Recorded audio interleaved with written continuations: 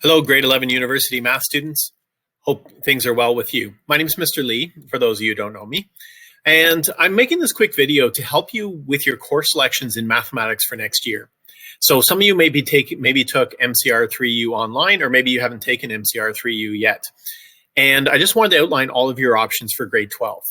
So first off, before I get too into the presentation, I want you to know that all this information is on our website. You just go to courses and select mathematics. And then what you'll see is a flow chart of all your options in grade 12, along with all the reading for all the courses and what's in those.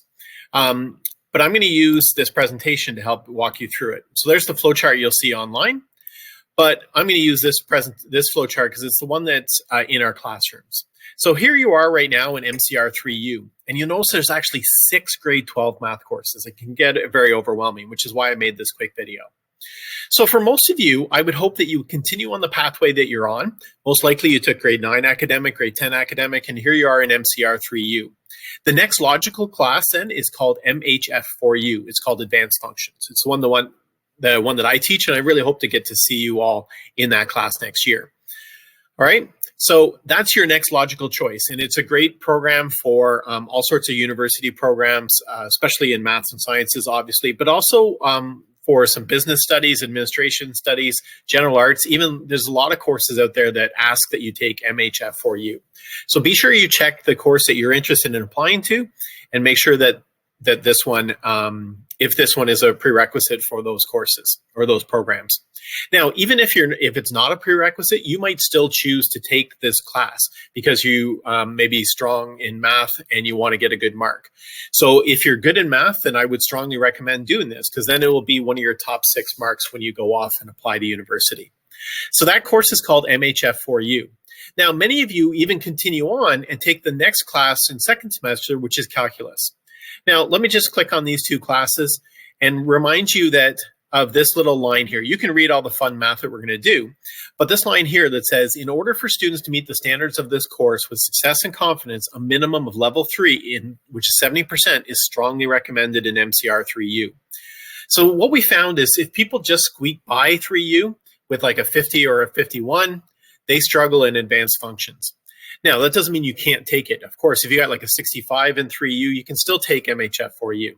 But we want to make sure that you're set up for success. So we put that in there. And you'll see the same information is for calculus. Now, let's go back to our flow chart.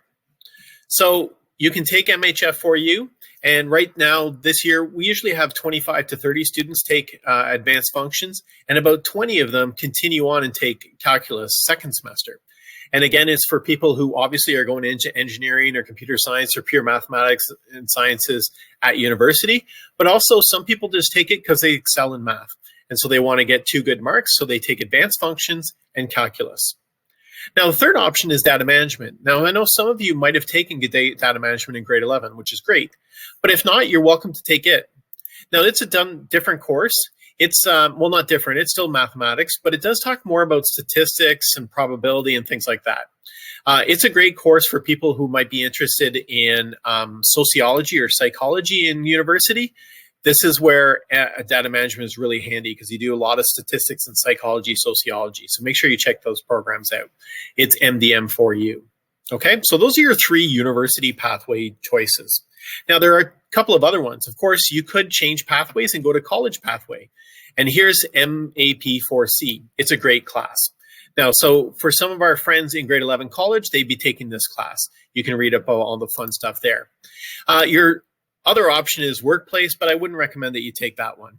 Okay, that's mostly for our friends who took grade 11 workplace or locally developed throughout their math career and are going to take a grade 12 one this way.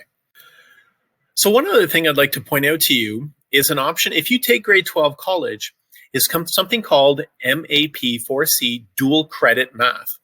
So this is an opportunity that's unique to Center Hastings. We're the only board around here, or the only school around here, that offers this.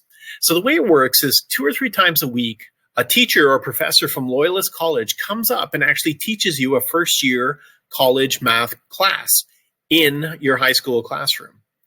So what happens at the end of the semester is you end up getting 2 credits. You get your high school credit and you get a first-year college credit that you can perhaps use towards your program next year or the year after when you go to Loyalist, or even at other colleges.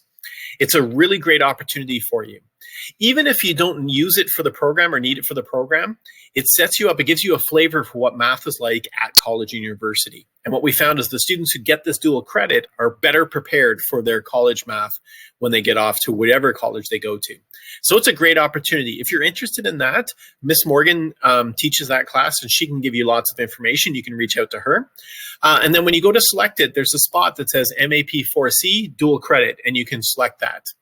And it's a great opportunity for you. So the last thing I want to talk to you about is this course right here, MCT4C. You'll notice that I haven't talked about it before. It's kind of an orphan course. It's between university and college.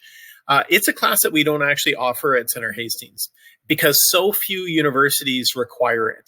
And so if it's something that you absolutely know you need, let us know and we can set up an online option for you. But instead, this dual credit option teaches all of the same math that you would have taken there. So if you're nervous about it, you think you're going into computer engineering in college or electrical technician or something like that at college, and you're nervous about wanting this college tech one, the MAP4C dual credit will set you up for success in that. So don't stress out too much about it. But if you are interested in that class or you think you need it, reach out to guidance and we can help you take that class online. So hopefully this has been really helpful for all of your options in grade 12. The last bit of advice I would tell you is if you're looking for help and advice on what courses to take, talk to your grade 11 teacher. They know you best. Or you can even go back and talk to your grade 10 teacher.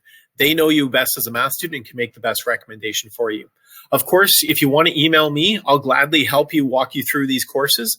But it's good to think about all of your options in grade 12. And I hope to see you in one of these or a couple of these grade 12 math courses next year. Take care and good luck.